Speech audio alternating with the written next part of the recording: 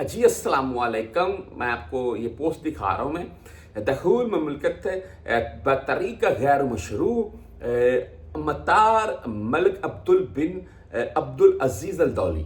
जी ये आपने पोस्ट पढ़ सकते हैं। मैं आपको पिक्चर वगैरह ये वीडियो क्लिप जो साथ में आ रहा है वो आपको चला कर दिखा दूंगा। मैं ये एक गैर मुल्की को यहाँ एयरपोर्ट के, यार कोई भी आप एयरपोर्ट ले लें, ये अब्दुल्ला बिन अब्दुल अजीज़ नहीं, आप मलिक खालिद ले लें, अब्दुल अजीज़ ले लें, बरीदा का ले लें, तबूक का ले लें, ताइफ का ले लें, कोई भी एयरपोर्ट ले लें यार।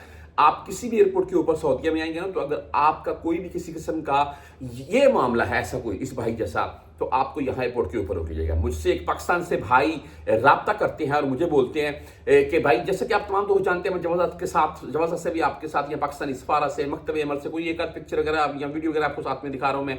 मैं अक्सर वीडियो शेयर करता रहता हूँ, वहाँ जाते आते रहते हैं। भाई हमारा क्या मामला है, क्या सूरत हाल है, आपका कोई किसी किस्म का काम है तो यहाँ पर कैसे होगा, क्या उसका तरीका है, वो आपको बताते रहते हैं। अच्छा, वो इसी मामले की सूरत में पाकिस्तान से भाई राब्ता करते हैं, मुझे बोलते हैं कि मैंने पासपोर्ट के ऊपर भाई अपना नाम चेंज करवा लिया है। तो पहले मेरा नाम और था, अभी मैंने पासपोर्ट के ऊपर नाम चेंज करवा लिया, तो मैं सऊदीया का मेरा कोई मामला था, अभी मैं सफर करूं तो कोई किसी किस्म की मुश्किल नहीं बनेगी।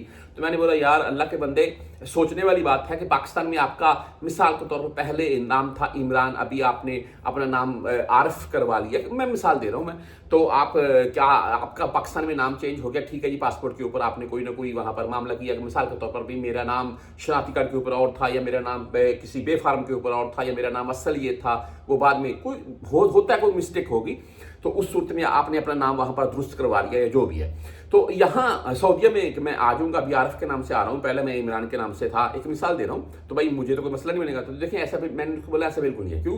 वो बोलता है क्यों ऐसा नहीं होगा, मेरे पासपोर्ट के ऊपर तो मेरा नाम चेंज हो गया।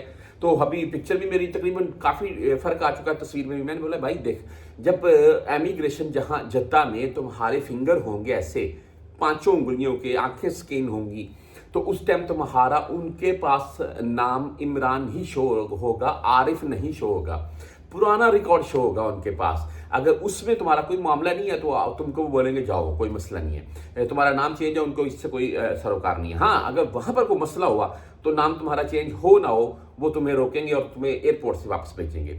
बात करने का इस भाई के साथ मामला भी कुछ ऐसा ही पेश आया है। ये गैर कानूनी तरीके से दस्तावेजात जो इनके पास थी वो पूरी नहीं थी, अनकम्प्लीट थी, उसकी बिना के ऊपर इनको रोका गया। तमाम ऐसे भाई जो सऊदीया में पहले रहकर जा चुके हैं, यानी कि मिसाल के तौर पर आप पहले सऊदीया में या किसी भी मामले की सूरत में आप पाकिस्तान, इंडिया, बांग्लादेश कहीं भी चले गए, तो उस सूरत हाल में आप अभी न्यू वीजा लेकर वापस सऊदी अरेबिया आना चाहते हैं, तो भाई आपका अगर कोई किसी किस्म का इलीगल वाला मामला है तो आपके लाखों रुपए जाया हो सकते हैं। जो आपने लाखों का वीजा टिकट वगैरह बाई की, यहाँ एयरपोर्ट के ऊपर आपको रोकेंगे और यहाँ से वापस भेज देंगे।